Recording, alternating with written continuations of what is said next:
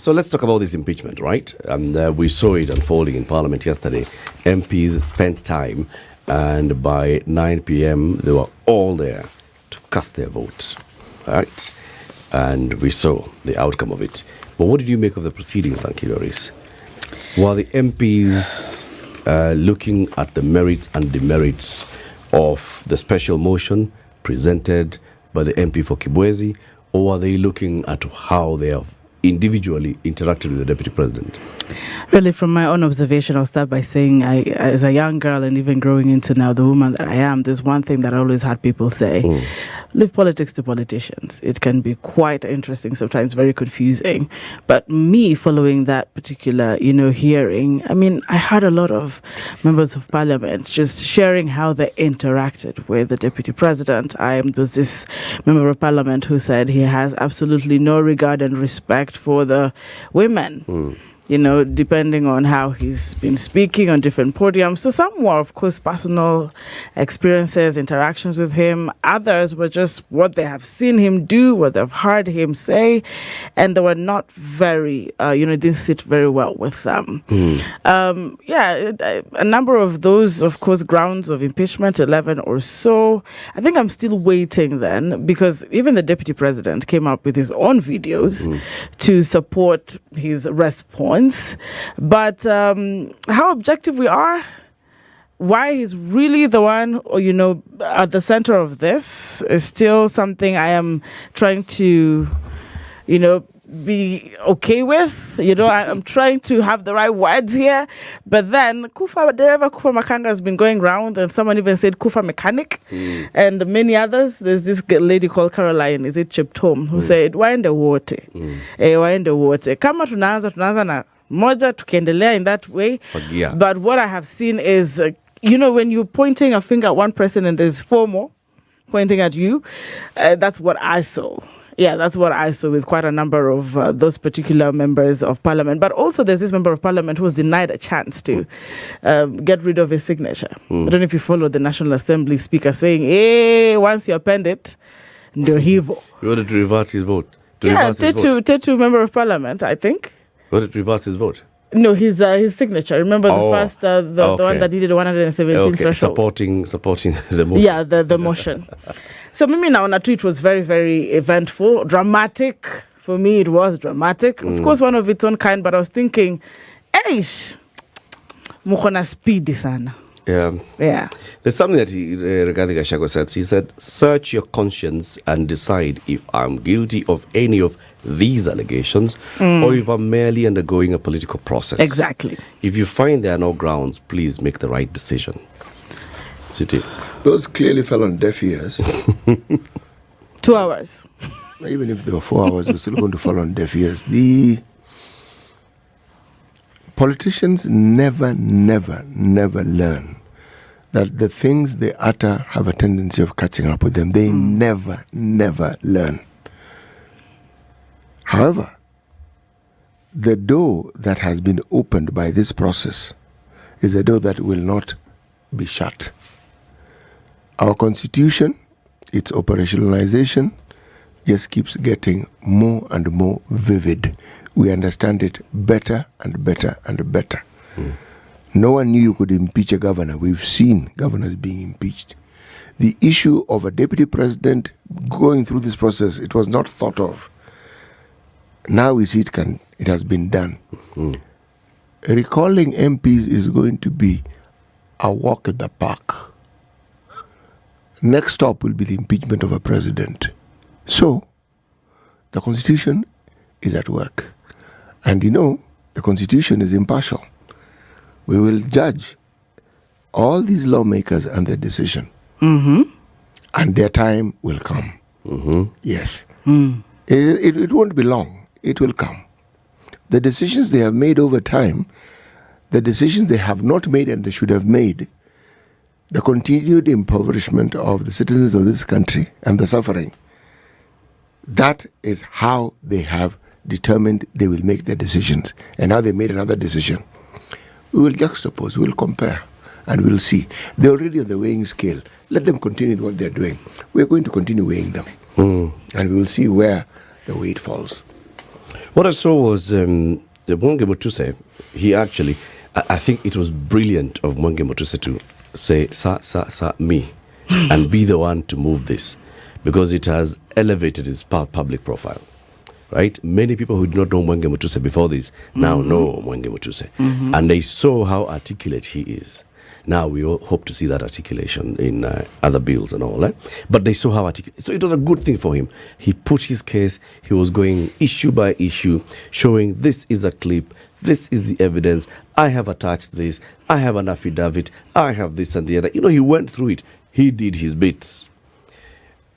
Now, when members of parliament are now standing to speak, I didn't see many who actually went back into what Mwenge Mutuse had presented. They were talking about, I heard Maraya was mentioned so many times. I actually wondered, wait, when did the DP actually say this? Because he's alleged to have called one of the members a Malaya. And it was said once, twice, many times. And then the issue of Murima and shareholder, those were the issues in the House. The things that Mwenge Mutuse even getting you affidavits, you from who signed yeah.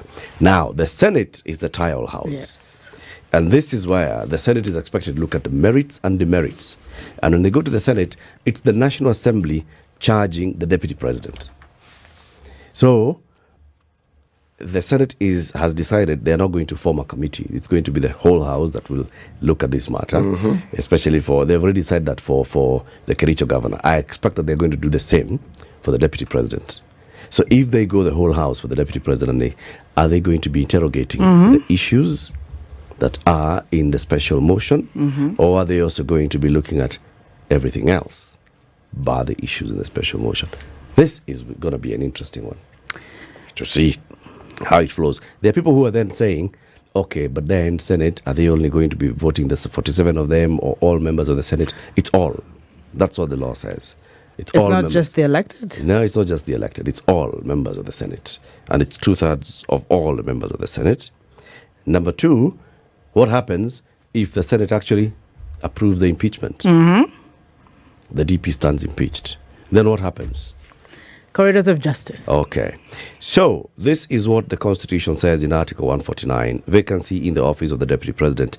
Within 14 days after a vacancy in the office of the Deputy President arises, the President shall nominate a person to fill the vacancy, and the National Assembly shall vote on the nomination within 60 days after receiving it. If a person assumes office as Deputy President under this clause, then for purposes of Article 148, the person shall be deemed A, to have served a full term as DP if at the date on which the person assumed office more than 2.5 years remain before the date of the next regularly scheduled election. If not, to have served a term of office as Deputy President in any other case. Okay? Yes. So within 14 days, the President should nominate. Now, the other issues now start coming in. You nominate somebody who qualifies to be Deputy President. Who determines if you're qualified to be Deputy President? Michael, and you had something to say about this, didn't he? Is it who is qualified, or is it who is loyal to you, or who actually understands your vision, or your friend? They can all be even very, very good to you. Okay. But there is a vetting process. President and Deputy President present their nomination papers to the IEBC. Is that and not what the they did? IEBC finds that this person, yes, they qualify. So regard they qualified. Yeah. So the person that the President nominates needs to be confirmed by the IEBC. Yes. Whether they meet the legal standards. Yes. Now the other question now starts coming in. Yes. That's what constitutional lawyer Waiko Onyoiko Let me said. just read what he had to say. To be sure, only IEBC has sole constitutional mandate to determine whether a person is eligible to be a DP nominee. So if Ruto succeeded on the Rigathi issue before sending his DP nominee to Bunge for approval, he must get clearance from IEBC. And that is how the people start recalling their MPs. I find us a very interesting country. Am I living in utopia? Do we have an IEBC? That's the thing. We don't. So the question is, we have an IEBC. Commissioner. The secretariat is there. The commissioners are not in office. Yeah. So is this a matter to be looked at by the IEBC commissioners, or is it to be looked at by the IEBC Secretariat?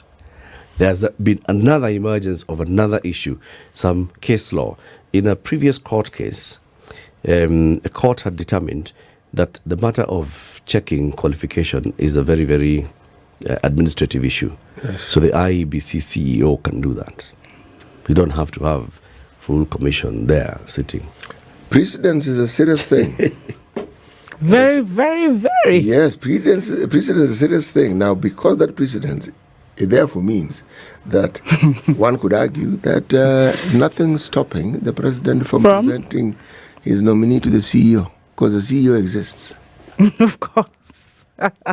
Wow. So what are we looking at? Someone tweeted, I'm sorry to take you guys back a bit, when I think it's Sudi, he took to his Twitter account, X now, just before, when we were looking at the impeachment as some of those mamas in the corridors, and he said maximum 2 weeks.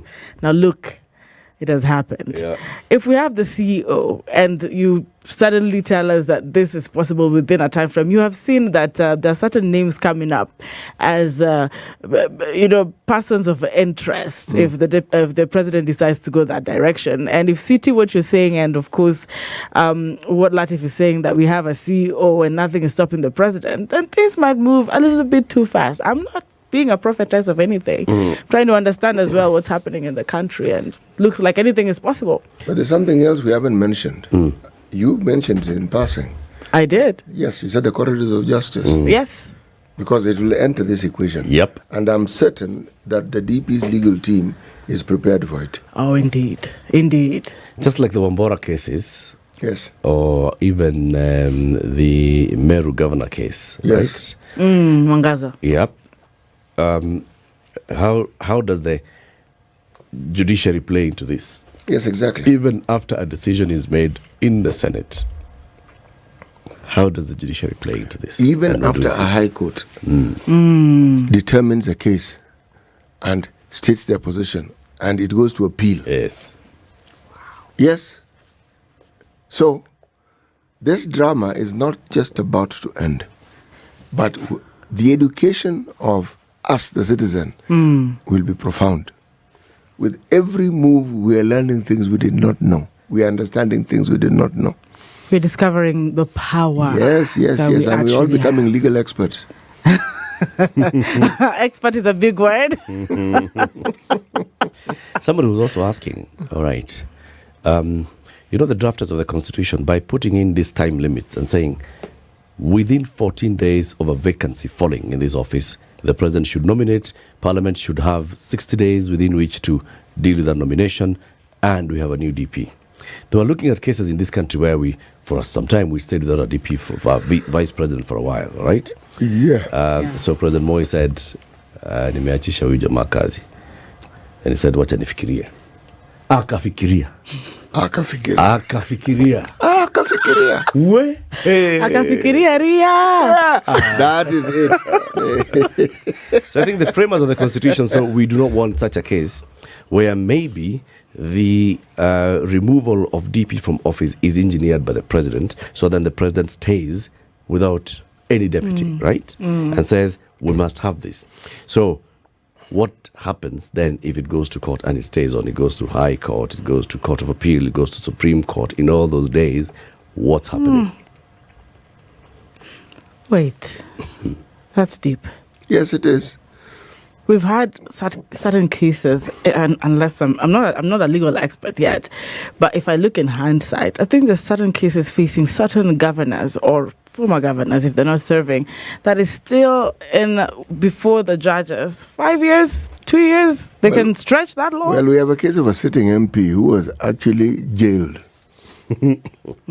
Yes, and then he appealed. Okay. Not only is he no longer jailed, he was elected as a member of parliament and is serving. So, if you think this country is strange, think again. It is very strange. This one is also on city for look and see. It goes to the Senate. Let us look and see what happens. Someone here says, I think the president already has a nominee, and she's a woman. Campaigns zimechacha hata kwa social media. Kaende.